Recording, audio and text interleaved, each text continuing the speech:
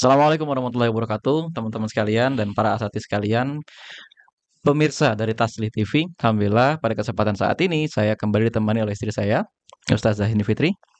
Ya, alhamdulillah masih sehat seperti video sebelumnya ya.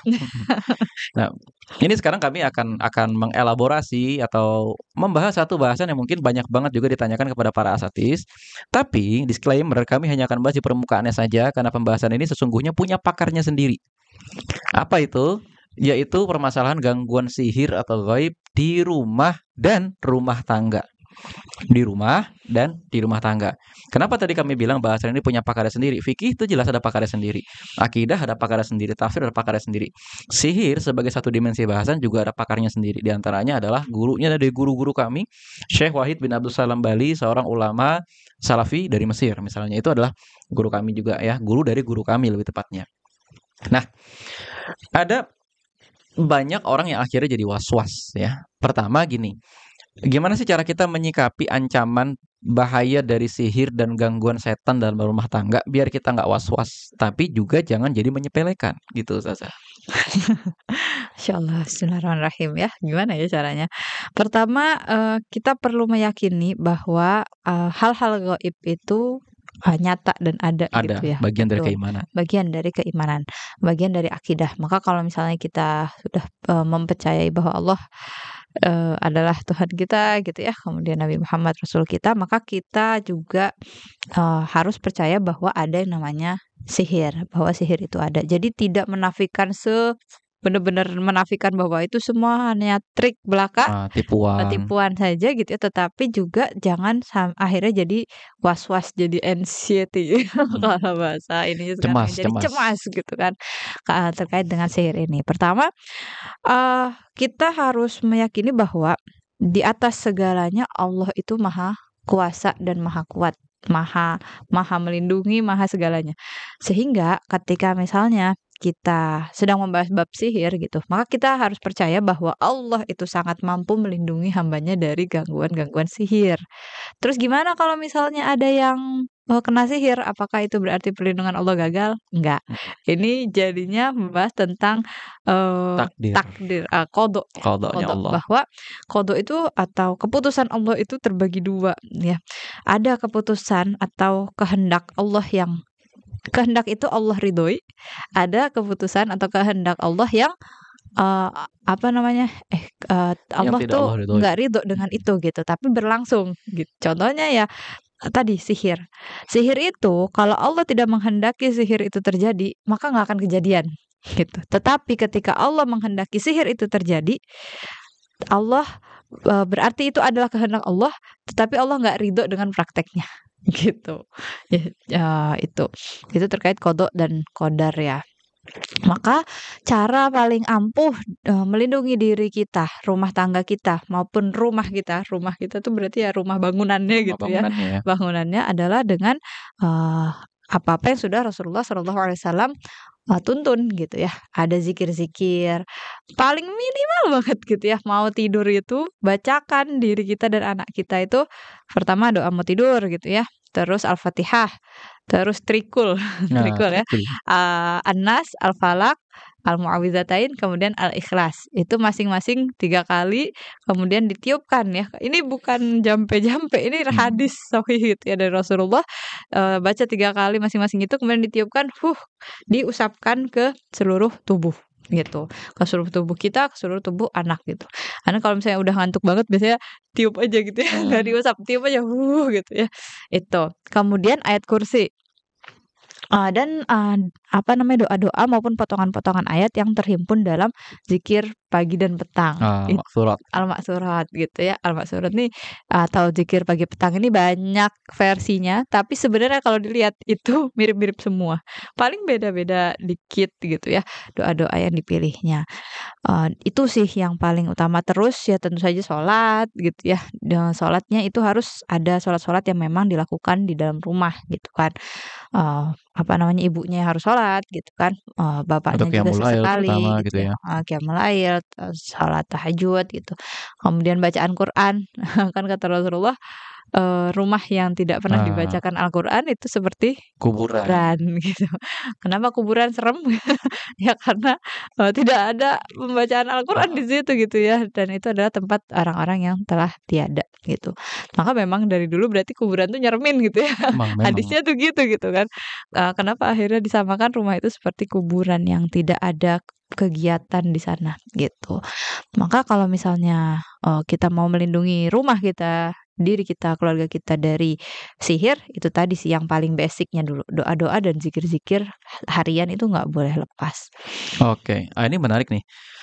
Kan memang ada orang yang meniadakan sama sekali soal sihir itu kan, oh nggak ada sihir itu kan, atau bahkan bukan cuma masalah sihir, tapi wah jin itu nggak ada itu, kuntilanak segala macam gitu ya.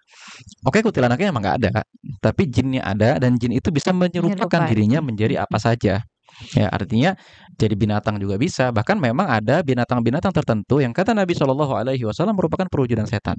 betul. Ya, ada memang ada, tapi bukan berarti semua binatang yang begitu ciri-cirinya Mhm. berarti itu jin, enggak. Di antaranya ular yang kepalanya itu punya corak putih atau ada cincin putih di lehernya. Ular itu.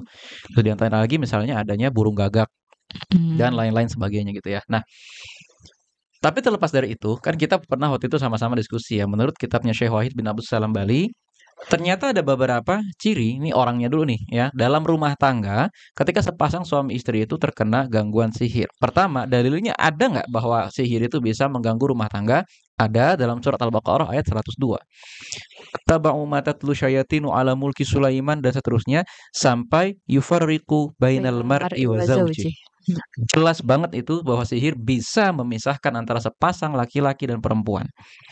Berarti menurut sebagian athar para ulama dalam menafsirkan ayat ini yang dirangkum oleh Ibnu Katsir misalnya, sihir yang terkuat itu yang bisa memisahkan sepasang suami istri. Berarti pelet ada. Iya, Pelet itu ada. yang lagu apa tuh, Pi? Lagu dangdut yang apa tuh? Semar Mesem Semar Mesem apa? itu nama nama sihir itu. Nah, nama Semar Mesem itu nama nama sihir. rumusnya ya. Namanya nama jurus gitu. Nah, nama Nama jurusnya. jutsunya itu. Nama jutsunya Semar Mesem itu ada. Ya, berarti kita harus berlindung dari itu. Nah, apa ciri-ciri seorang terkena gangguan sihir? Ibnu Katsir dalam sebuah komentarnya mengatakan seperti ini. Pertama, di mata pasangannya, ya, baik itu suami maupun istrinya akan terlihat buruk rupa. Padahal orang lain melihatnya biasa aja. Maksudnya ya mungkin istrinya terlihat cantik seperti biasa, suaminya terlihat tampan seperti biasa, nggak ada apa-apa, tapi di hadapan pasangannya buruk rupa. Bahkan ada yang mengatakan juga sampai-sampai suaminya atau istrinya itu melihat pasangannya dalam rupa binatang. Binatang, Ya, binatang. Artinya dalam rupa binatang itu bukan berarti dia jadi binatang, enggak, tapi kok jadi kayak mirip binatang apa gitu loh, jadi kepikiran gitu ke arah situ. Yang kedua, setan akan menyebabkan atau sihir itu akan menyebabkan terjadinya konflik yang dibuat-buat. Yang konflik ini sebenarnya nggak perlu-perlu amat. Ya mungkin bangun tidur, istrinya terlambat 5 menit ngamuk, atau suaminya habis apa namanya, habis mandi pintunya nggak ketutup dikit misalnya, ngamuk. Dan ngamuknya itu ngamuk yang tantrum sampai ngamuk yang zalim. Ya, ini yang merupakan salah satu indikasi. Dan yang kedua, sepasang suami istri ini jadi sulit sekali melakukan ibadah rumah tangga atau dalam hal ini jadi jima. Itu jadi sulit. Entah suaminya dibuat impoten setiap kali mau berhubungan dengan istrinya atau sebaliknya, istrinya dibuat vaginismus setiap kali mau berhubungan sama suaminya aja tapi gitu loh. Artinya gini, mereka berdua tetap punya hasrat seksual, akan tetapi begitu kejadiannya mereka lagi berdua nih, jadi hilang gitu loh. Bahkan jadi timbul rasa jijik, jadi timbul rasa enggan, timbul rasa malas, timbul rasa marah gitu loh bahkan ketika sudah berhadapan seperti itu ya. Ini merupakan salah satu ciri gangguan sihir yang cukup jelas. Nah, gangguan-gangguan tingkat lanjutnya bisa jadi nanti ada suara-suara tidak jelas, mulai mengalami halusinasi dan lain sebagainya. Nah, itu kalau dalam rumah tangga. Nah, kalau bukan menurut ya, nggak boleh menurut kita ya, nggak nggak boleh, boleh. nggak boleh. Nah, apa yang antum baca nih? Eh, Bagaimana ciri-ciri gangguan sihir itu ke pribadinya? Kalau tadi ke pasangannya, ini ke pribadinya. Mmm, beberapa, apa namanya, indikasi gitu ya seseorang Mm-mm. terkena sihir itu biasanya pertama dia jadi sulit ibadah, ibadah yang, mahdhu atau Ibadah ibadah yang makhluk. wajib gitu. Untuk sholat dia sulit sekali, enggan Mm-mm. meskipun akhirnya misalnya sholat pun akhirnya dalam rasa Enggan. tertekan gitu ya, enggan gitu, ngerasa capek banget kayak gitu. Kemudian yang kedua biasanya was-wasnya jadi banyak banget. apa aja tuh dirasa kayak, "Ini benar nggak sih? Ini salah ya? Kok aku kayak gini? Kok aku kayak gitu?" Gitu. Sehingga akhirnya dia meragukan dirinya sendiri. Akhirnya nanti ujung-ujungnya dia meragukan, "Kenapa sih Allah kok jahat banget sama aku? Dibikin was-was kayak gini." Itu.